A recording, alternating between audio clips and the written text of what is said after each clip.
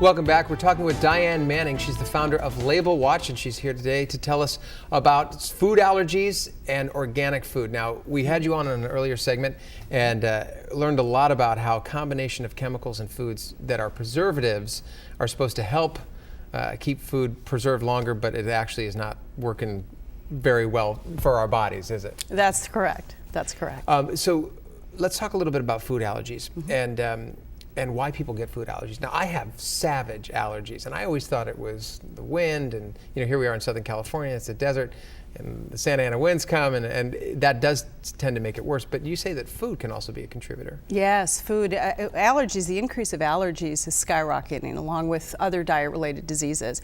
And a lot of these allergies, sinusitis and asthma, are being linked to chemical additives. For instance, the UK recently, the government recently requested that manufacturers within the UK eliminate the use of all food colorings as a result of really groundbreaking research that's been done to show that unequivocally these are causing asthma, hyperactivity, allergies, even digestive diseases such as irritable bowel syndrome, Crohn's. So, I mean, this is just the beginning now. Everything is really beginning to change on this. So our eyes are opening. Yes, they are. Is America leading in this, or are we not? It seems that Europe is leading in this cause. Yeah, And Europe. why isn't America leading?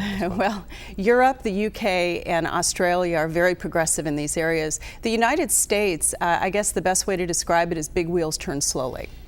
And although the FDA does a very good job of ensuring that our food supply is safe, it's not necessarily doing a great job in helping us make the healthiest choices. So although there are restrictions on some food additives, there are no restrictions on how to combine these food additives. The synergistic effect of when combining several different food additives, specifically cautionary additives as defined in our glossary, can have very compelling results. So in this case, the free market system works for us, and we get supermarkets or small markets that are giving us organic food now. Yes. Is organic food really organic, and is it good? Yes, it is. I mean, it's organic from beginning to end is really the point. And it's a healthier way to grow our foods. We're not decimating our soils, which is what the traditional food manufacturing does. So all the way from growing the food to manufacturing the food to selling the food, there is a more responsible approach. They do not use chemical additives. They are using natural food colorings, such as if you want to make something a little bit more red, they're using a beet coloring and not a red number 40, which is a very cautionary ingredient and has been linked to allergies and migraine headaches. Just a really quick, dumb question here. Why didn't they use beet coloring in the first place? What's with this red dye number 40? Well, red dye number 40, all the chemical dyes are much cheaper to produce, much more stable on the shelf, and can hold for much longer. Okay. So. Again, it all comes down to commerce, doesn't it? It does. Yeah. It does.